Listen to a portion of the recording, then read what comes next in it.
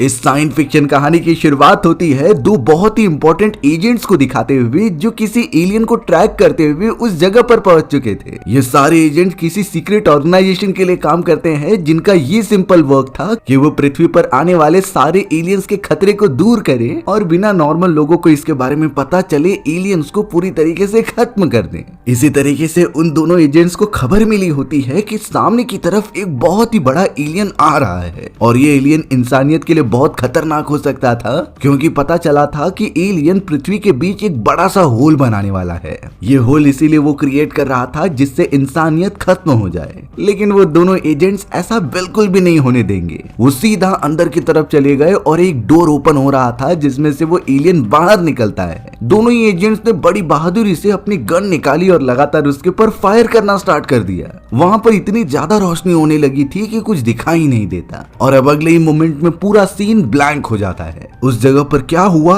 ये एक मिस्ट्री है, लेकिन अब यहाँ कई साल बाद का समय दिखाया जाता है। घर के अंदर एक फैमिली होती है जिनकी सबसे छोटी बेटी जिसका नाम लिली था वो बड़े मजे से रहा करते थे। लिली का नेचर हमेशा अकेले ही रहने वाला रहता और वो ज्यादा किसी से दोस्ती भी नहीं करती थी। पर अचानक लिली के रूम के अंदर एक छोटा सा एलियन आ जाता है। ये एलियन कहीं भाग रहा था और कई सारे एजेंट्स इसके पीछे पड़े हुए थे। लिली एकदम चौंक जाती है और वो तो उस एलियन को डॉग समझ रही थी। किसी अलग ही स्पीशीज का डॉग उसके घर के अंदर आ चुका है। हमें तो अब उसी सीक्रेट ऑर्गेनाइजेशन के दो एजेंट्स दिखाए जाते हैं जो सामने आकर लिली के पेरेंट्स से पूछताछ कर रहे थे। उन्हें खबर मिली थी कि इस घर के अंदर कोई एलियन स्पीशीज आया है, लेकिन लिली के मॉम एंड डैड को इन चीजों के बारे में नहीं पता था और वो सीधे कह देते हैं कि यहाँ कोई एलियन नहीं देखा गया। लिली उस एलियन को बचाना चाहती थी, इसीलिए वो उसके बारे में नहीं बताती और खिड़की से एजेंट्स और उसके पेरेंट्स की बातों को सुन रही होती है। ज्यादा पूछताछ करने पर जब एजेंट्स को पता चला कि ये सभी एलियंस को नहीं जानते और यहाँ पर एलियंस नहीं आया होगा,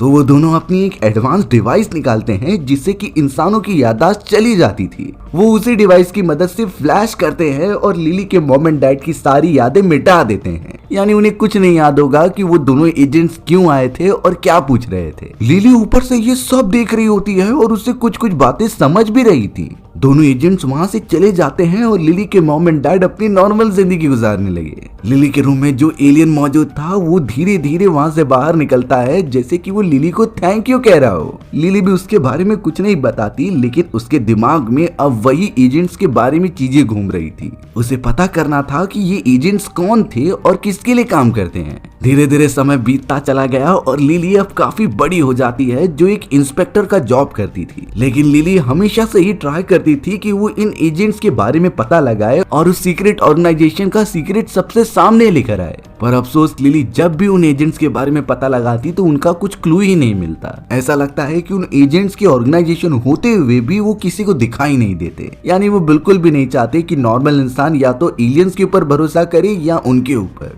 एजेंट्स जो भी काम करते हैं चोरी चुपके करते हैं, लेकिन लिली को तो इस बारे में पता लगाना था और वो हर पल इसकी कोशिश करती रहती है। उसने कई सारी रिसर्च किए और हर एक चीज उन एजेंट्स के बारे में पता लगाया। अभी भी उसके पास उतने सबूत नहीं जमा होते जिससे कि वो प्रॉपर क्लेम कर पाए कि ये टाइप की प्राइवेट ऑर्गेनाइजेशन मौजूद है। लेकिन एक समय के बाद लिली ने नासा के एक सैटेलाइट का एक्सेस लिया और ये पता लगाया कि आखिरकार एलियन पृथ्वी पर कब आ रहा है। लगातार इंफॉर्मेशन कलेक्ट करने के बाद आखिरकार उसे पता चल गया कि एक अननोन ऑब्जेक्ट पृथ्वी की तरफ बढ़ रहा है। ये अननोन ऑब्जेक्ट एक एलियन का ही था जिसकी सारी इंफॉर्मेशन नासा किसी को तो ट्रांसफर करती थी। लिली को समझ गया कि जहाँ पर एलियंस होंगे वहाँ पर वो एजेंट्स तो जरूर आएंगे। इसीलिए अब लिली ने उस अननोन ऑब्जेक्ट के लैंडिंग पोजीशन का पता लगाया और सीधा उस जगह की तरफ निकल पड़ी। लगातार ट्रैवल करने के बाद वो उस लोकेशन पर पहुंच तो जाती है, लेकिन वहां पर तो कुछ भी नहीं मौजूद था। ऐसा लगता है कि सारी चीजें मिटा दी गई हों। लिली को लगने लगा कि शायद वो कभी उन्हें ढूंढ ही नहीं पाएगी। पर अचानक कुछ बर्ड्स उड़ते हुए एक जगह की तरफ गायब हो जाते हैं। ऐसा लग रहा था कि ये इनविजिबल डोर है जिसकी दूसरी तरफ एक अलग ही दुनिया है। लिली को ये पता करना था तो वो धीरे धीरे उस डोर के अंदर जाने लगी और वो पहुंच जाती है दूसरी तरफ, यानी वो जगह कोई देख नहीं सकता था। लिली ने जब नोटिस किया तो वहाँ बहुत सारे एजेंट्स मौजूद थे और वो क्रैश हुई यूएफओ के अंदर से एलियंस को बाहर निकाल रहे होते हैं। इन सारी चीजों को देखकर लिली का शक सच में बदल गया कि ये एजेंट सच में है और इंसानों से छुप कर रह रहे हैं। लिली अब लगातार उन एजेंट्स का पीछा करने लगी बिना उन्हें पता चले और वो सीधा पहुंच जाती है उस पूरे प्राइवेट ऑर्गेनाइजेशन के हेडक्वार्टर के अंदर।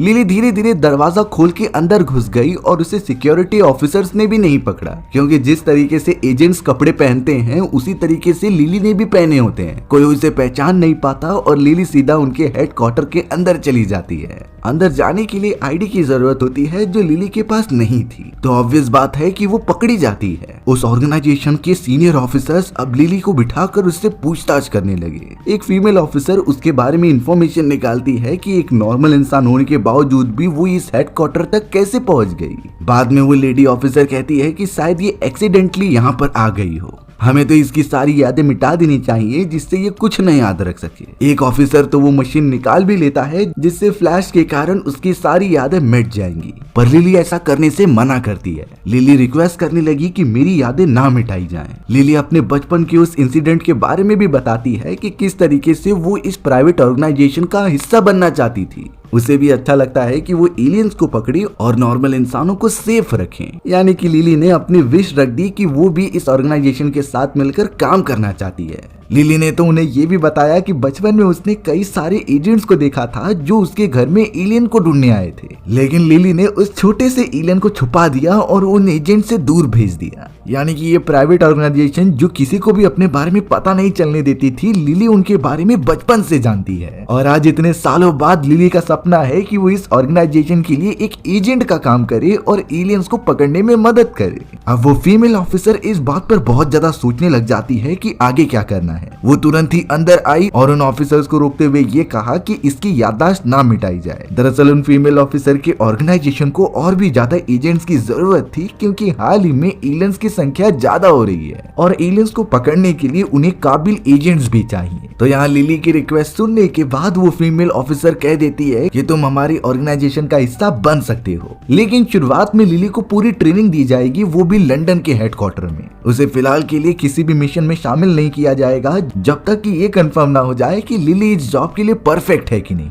अगर लिली उसमें कामयाब नहीं हो पाई तो उसे वापस से भेज दिया जाएगा और उसकी सारी याददाश्त भी मिटा दी जाएगी। लिली ने इन सारी चीजों से एक्सेप्टेशन दिखा दी थी और वो पूरे सामान लेकर लंदन की तरफ निकल पड़ती है। लिली को एक टिकट दिया गया था, लेकिन वो किसी अलग ही प्लेटफॉर्म का होता है। उस प्लेटफॉर्म पे एक एडवांस ट्रेन आती है जिसके अंदर जाने के बाद लिली की आंखें खुली की खुली रह गई, क्योंकि वो ट्रेन नॉर्मल ट्रेन से बहुत एडवांस होती है। उसके अंदर इतने हाईटेक गैजेट्स मौजूद थे जो इतनी स्पीड से ट्रेन चलाते हैं कि कुछ मिनट के अंदर वो लंदन के हेडक्वार्टर की तरफ पहुंच गई थी। नॉर्मल ट्रेन को ऐसे पहुंचने में कई घंटे लग जाते हैं, लेकिन ये ट्रेन कैसे बनाई गई है और नॉर्मल इंसानों को क्यों नहीं दिखती, ये लिली को समझ में नहीं आता। अब यहाँ लिली किसी भी तरीके से ट्रेवल करते हुए लंदन के हेडक्वार्टर के अंदर पहुंचती है। उस जगह पर बहुत सारे एजेंट्स मौजूद थे और कई एलियंस भी होते हैं जो इंसानों के साथ घुल मिल कर रहते थे। उस जगह पर अब हार्डी नाम का एक एजेंट लिली से मिलता है और उसे सारी चीजें समझाता है। हार्डी ने लिली को बता दिया था कि तुम्हें कुछ वेपन्स भी मिलेंगे जिससे कि तुम अपनी प्रैक्टिस कर सकती हो, और कुछ महीनों तक तुम्हारी ट्रेनिंग चलती रहेगी जिसमें तुम्हें अपने स्किल्स को इम्प्रूव करना है। जब सारी चीजें हो जाएंगी तब डिसाइड किया जाएगा कि तुम किसी मिशन में जाने लायक हो भी कि नहीं।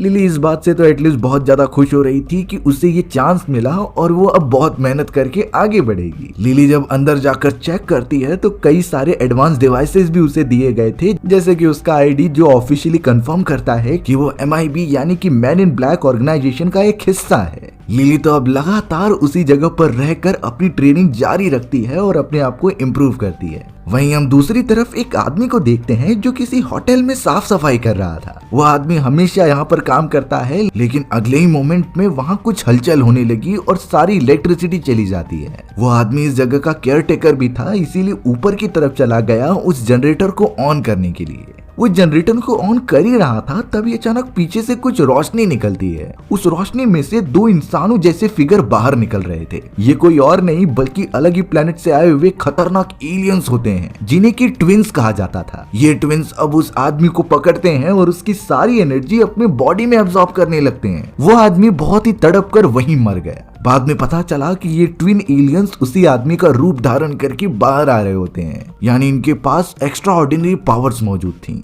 अब वो ट्विन एलियंस सीधा ट्रेवल करते हुए एक दुकान में आ रहे थे जो पूरा एलियंस की दुकान होती है। वो दोनों तो वहाँ के शॉपकीपर से एक एलियन के बारे में पूछते हैं जिसके होलोग्राफिक फोटो वो उसे दिखा रहे थे। यानी कि ये दोनों ट्विंस उस मोटे एलियन को ढूंढकर मारना चाहते हैं। अब यहाँ कुछ महीनों बाद सीधा सीन शिफ्ट होता है लिली के ऊपर, जो अभी इस ऑर्गेनाइजेशन में होकर काफी समय बिता चुकी है। लिली वहाँ के कुछ एलियन से दोस्ती भी कर चुकी होती है जो उससे सारी चीजें समझा रहे थे। लिली को लगता था कि उसकी ट्रेनिंग बहुत हो चुकी है और उसे किसी मिशन में जाना चाहिए, क्योंकि प्रैक्टिकल नॉलेज सबसे बेस्ट होता है। लिली का एक साथी तो वहाँ से गुजरते हुए एक एजेंट के बारे में बता रहा था जिसका नाम एजेंट एच होता है। लिली एजेंट एच को देखकर काफी इम्प्रेस हो चुकी थी, क्योंकि वो दिखने में बहुत अच्छे होते हैं। लिली के एलियन साथी ने एजेंट एच के बारे में बताया कि ये हमारे ऑर्गेनाइजेशन के सबसे बेस्ट एजेंट हैं। मैन इन ब्लैक ऑर्गेनाइजेशन के कड़े से कड़े मिशन को इन्होंने ही सॉल्व किया है। उस मोमेंट के बाद से ही लिली की नजर एजेंट एच पर लग गई थी, क्योंकि उन्हें इसी तरीके का पार्टनर चाहिए था। रीजन ये था कि मिशन में जाने से पहले हर एक एजेंट को अपने साथ एक पार्टनर चुनना था। दोनों साथ मिलकर ही अपना मिशन कंप्लीट करते थे।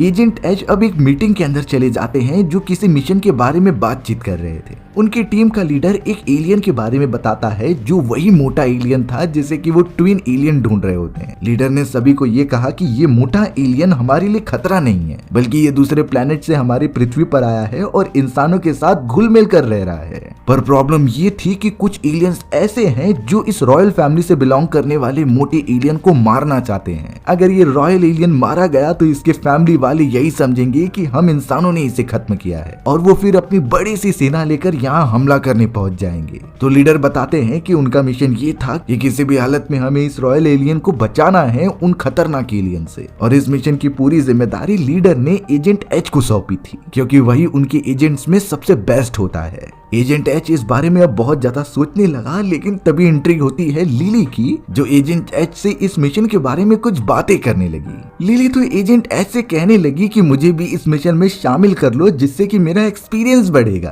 पर एजेंट एच ने जितने भी मिशन किए होते हैं वो अकेला ही करता था, उसे टीम वर्क करना बिल्कुल भी नहीं आता। लेकिन यहाँ लिली ने इतनी ज्यादा रिक्वेस्ट की कि एजेंट एच को इस बारे में मानना ही पड़ता है। अब मिशन को कंटिन्यू करते हुए एजेंट एच और लिली सीधा चले जाते हैं एक डांस बार के अंदर। उस डांस बार में तो एलियंस और इंसान मिलकर मजे करते थे। थोड़ा आगे जाने पर एजेंट एच सीधा मिल जाता है उस मोटे एलियन से जिसका नाम वोकस था। लिली को पता चला कि एजेंट एच और वोकस एक दूसरे को पहले से जानते हैं और वो बहुत अच्छे दोस्त भी हैं। तो ये काम एजेंट एच के लिए अच्छा होगा, जिससे कि वो वोकस की प्रोटेक्शन कर सके। एजेंट एच तो वोकस के साथ मजे करने लग जाता है, लेकिन उन्हें जरा भी अंदाजा नहीं था कि वही दो ट्विन एलियंस भी उस जगह पर आ चुके हैं।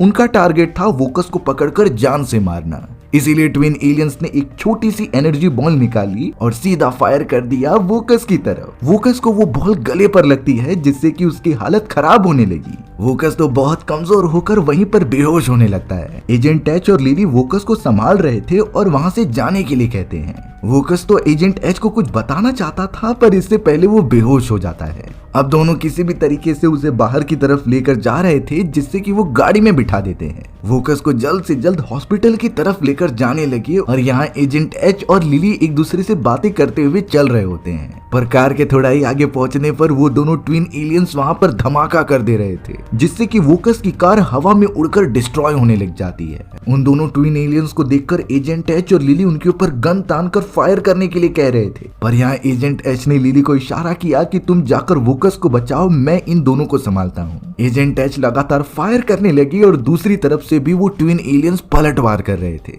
लिली सीधा कार की तरफ पहुंची और वोकस की हालत देखती है। वो बहुत ही ज्यादा घायल हो चुका था और मरने की कगार पर होता है। वोकस ने मरने से पहले लिली को कुछ बताने की कोशिश की। वोकस उदास होकर कहने लगा कि ये बातें मैं एजेंट एच से भी नहीं कह पाता, लेकिन तुमसे कह रहा हूँ। वोकस ने लिली का हाथ पकड़ के ये बताना स्टार्ट किया कि अब MIB और एजेंट एच पहले जैसे नहीं रहे। वो जरूर कुछ ऐसी चीज कर रहे हैं जिससे कि पूरी पृथ्वी को खतरा हो सकता है। अब तो वोकस ने लिली को एक पर्पल कलर का क्रिस्टल दिया, जिससे कि वो इस पृथ्वी को बचा सकती है। लिली को ये बातें बिल्कुल समझ में नहीं आ रही थी, लेकिन उसने क्रिस्टल ले लिया और अगले मोमेंट में वोकस की मृत्यु हो जाती है। लिली भी यहाँ पर कैप्टन एच के साथ आ गई उन एलियन से फाइट करने के लिए। एलियंस बहुत ही तेजी से हमला कर रहे थे, पर थोड़ी देर के अंदर वहाँ कई सारे MIB के ऑफिसर्स आ जाते हैं। सभी साथ मिलकर हमला करने लगे तो वो दोनों ट्विन एलियंस कमजोर पड़ने लग जाते हैं और इसीलिए वो अगले ही मोमेंट में वहाँ से गायब हो गए। वोकस मर चुका था। ये बात जब उनके लीडर को पता चली तो मैन इन ब्लैक के हेडक्वार्टर में आने के बाद कैप्टन एच और लिली को डांटा जाता है। वो उन दोनों के ऊपर गुस्सा कर रहे थे क्योंकि ये मिशन बहुत इंपॉर्टेंट था। उनका वो लीडर एजेंट एच और लिली के ऊपर लगातार चिल्ला रहा था क्योंकि ये अब बहुत बड़ी गलती हो गई है।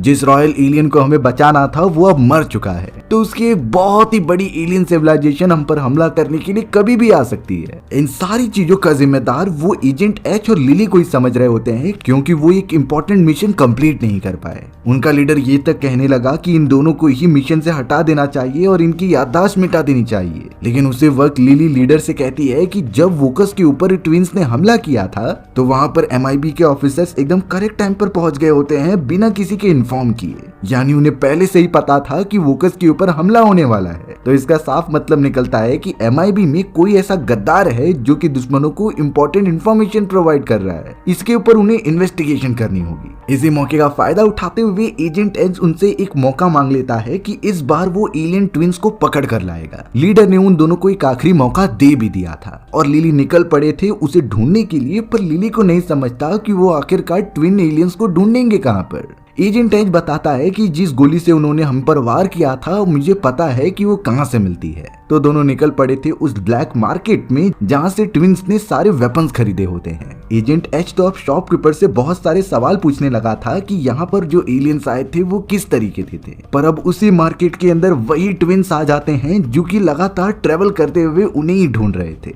दूसरी तरफ हमें MIB के ऑफिस में दिखाया गया जहाँ पर एक ऑफिसर सीधा अपने लीडर को आकर बताता है उस क्रिस्टल के बारे में जो कि वोकस ने मरने से पहले लिली को प्रोवाइड किए थे। चौंकाने वाली बात ये थी कि लिली ने हमें इस बारे में इन्फॉर्म भी नहीं किया। तो अब पूरा शक लिली और एजेंट एच की तरफ जाने लगा कि यही दो हमारे ऑफिसर्स को धोखा दे रहे हैं। हार्डी तो जल्द से जल्द एजेंट एच को कॉल करके इस बारे में बताता है कि लिली ने हमसे बहुत इंपॉर्टेंट बात छुपाई है और अब एजेंट एच को पकड़ने के लिए कई सारे MIB के ऑफिसर्स वहां पर आ जाते हैं। एजेंट एच तुरंत ही लिली को भागने के लिए कहता है और उस शॉपकीपर से मदद मांगता है। शॉपकीपर ने तो अपनी सबसे एडवांस बाइक सामने रख दी जो हवा में उड़ सकती थी। एजेंट एच तुरंत ही बाइक पर बैठता है और बहुत ही ज्यादा स्पीड से वहां से भागने लगता है। इवन वो सारे ट्विंस एलियंस भी उनके ऊपर हमला कर रहे थे, पर वो बाइक इतनी एडवांस थी कि लिली को भी बिठाकर वो हवा में उड़ने लगा। कोई भी ऑफिसर उन दोनों को रंगे हाथों पकड़ नहीं पाता, लेकिन लगातार ट्रेवल करते हुए उनकी बाइक बंद पड़ जाती है रेगिस्तान के अंदर और वो वहीं पर गिर गए थे। एजेंट एच यहाँ पर लिली से पूछ लेता है कि वो क्रिस्टल क्या था जो वोकस ने तुम्हें दिया होता है। लिली जब उस क्रिस्टल को उठाकर थोड़ा सा टच करती है तो वो कन्वर्ट हो चुका था एक बहुत ही एडवांस वेपन में। ये वेपन कितना ज्यादा ताकतवर है यही पता करने के लिए वो इसे फायर करके देखते हैं, लेकिन वो इस वेपन की पावर सबसे कम लेवल पर रख रहे थे। जैसे ही उस गन से फायर किया जाता है तो रेगिस्तान में बहुत ही बड़ी गुफा बन गई थी। गन के अंदर इतनी ज्यादा ताकत उसने आज तक कभी नहीं देखी होती, जिससे कि ये पता चल गया कि आखिरकार ये वेपन कितना ज्यादा खतरनाक है। इसीलिए उन्होंने डिसाइड किया कि उन्हें जल्द से जल्द ये क्रिस्टल MIB वालों को देना पड़ेगा अपनी ये बाइक को ठीक करके। अब अचानक एक छोटे से बैग के अंदर उसी शॉपकीपर का एक एलियन आ जाता है। उस एलियन ने इन दोनों की सारी बातें सुन ली थी और इस क्रिस्टल को चुरा लिया था। उसने कहा कि मैं इसे ब्लैक मार्केट में जाकर बेचूंगा तो बहुत सारे पैसे मिलेंगे। एजेंट एच पकड़ पाता इससे पहले वो छोटा एलियन क्रिस्टल को लेकर उड़ गया। अब यहाँ कैप्टन एच और लिली के पास कोई ऑप्शन नहीं था अपनी सुपर बाइक को ठीक करके वापस MIB में लौटने का। दोनों जल्द से जल्द सुपर बाइक को बना लेते हैं, पर सबसे पहले उन्हें अपने क्रिस्टल को लेना होगा। इसीलिए अब एजेंट एच और लिली लगातार ट्रेवल करते हुए एक ऐसे आइलैंड पर पहुंचते हैं जहां सारी इलीगल चीजें होती थी। उसे अंदाजा था कि एलियन ने यहीं पर उस क्रिस्टल को बेचा होगा। जैसे ही वो वहां पर पहुंचे तो लिली दूसरी तरफ से घुसती है और एजेंट एच वहां एक लेडी से मिल रहा था। ये लेडी तो एजेंट एच की एक्स गर्लफ्रेंड हुआ करती थी। एजेंट एच उसका ध्यान भटकाने लगा कि मैं यहाँ पर एक छोटे एलियन को बेचने आया हूँ। वहीं लिली लगातार चोरी चुपके ऊपर की तरफ बढ़ रही थी जहां बेचे गए सारे सामान रखे जाते हैं। बट यहाँ एजेंट एच की एक गर्लफ्रेंड ये समझ गई थी कि एजेंट एच यहाँ पर ये करने तो नहीं आया। वह अपने बॉडीगार्ड से कहकर उसे बाहर निकालने के लिए कह देती है। तब तक लिली उस जगह पर पहुंचकर क्रिस्टल को ढूंढने लगी, बट अब काफी देर हो चुकी थी क्योंकि अब एजेंट एच की एक्स गर्लफ्रेंड उसके सामने मौजूद थी। कैप्टन एच भी घुसने के लिए उस बॉडीगार्ड से फाइट कर रहा था पर उससे जीत नहीं पाता। उसकी एक्स गर्लफ्रेंड के तो 4 हाथ मौजूद थे जिसकी मदद से वो लिली पर हमला कर रही थी। वो क्रिस्टल उसी के पास मौजूद था। दोनों ही एकदम खतरे में होते हैं और समझ नहीं पाते कि वो अपनी प्रोटेक्शन कैसे करेंगे। लेकिन जब लिली उस बॉडीगार्ड को देखती है तो पता चला कि ये वही छोटा एलियन है जो बचपन में उससे मिला था। लिली लगातार उस एलियन को याद दिलाने लगी कि ये मैं हूँ और वही सारे वर्ड कहती है जो बचपन में कहा था। एजेंट एच की एक्स गर्लफ्रेंड का बॉडीगार्ड तुरंत ही से समझ जाता है और उन्हें मारने के बजाय उसकी एक्स गर्लफ्रेंड पर शूट करने के लिए कहता है। एजेंट एच और लिली वो क्रिस्टल लेकर अब वहां से निकलने लगे, पर अचानक वहां एंट्री होती है उन दोनों एलियन ट्विंस की, जो कि वो क्रिस्टल उनसे छीनना चाहते थे। अब लिली तुरंत ही क्रिस्टल की मदद से वो वेपन निकाल लेती है और उन पर फायर करने की धमकी देती है। इससे पहले वहां पर कई सारे ऑफिसर्स आ गए और एलियन ट्विन पर हमला करके उन्हें खत्म कर दिया। लिली भी खुशी खुशी वो क्रिस्टल अपने लीडर को दे देती है, जिससे कि ये मिशन पूरी तरीके से खत्म हो चुका था। सभी अब पहुंच जाते हैं MIB के हेडक्वार्टर में और बहुत ही अच्छे तरीके से जश्न मना रहे थे। सारी मैनेजमेंट लिली और एजेंट एच से बहुत ज्यादा खुश थे क्योंकि उन्होंने ये क्रिटिकल मिशन कंप्लीट किया था। अब तो शायद लग रहा होता है कि लिली को भी फुल टाइम ऑफिसर बना ही दिया जाएगा। अब उनकी ऑर्गेनाइजेशन पूरी तरीके से सुरक्षित है और यहाँ पर वो अपना मिशन आगे साथ में कंटिन्यू कर सकते हैं। लिली को भी परमानेंटली उसमें जॉब मिल गई थी, जो उसका एक सपना था, और हमारी भी ये कहानी यहीं पर खत्म हो गई। सो व्यूअर्स, आपको ये स्टोरी कैसी लगी कमेंट सेक्शन में बताना भूलना मत। और अगर आपको मेरा एक्सप्लेनेशन 1% भी अच्छा लगा होगा ना, तो वीडियो को लाइक एंड चैनल को सब्सक्राइब जरूर कर देना। मिलते हैं इसी तरीके की मजेदार वीडियोस में, तब तक के लिए बाय बाय।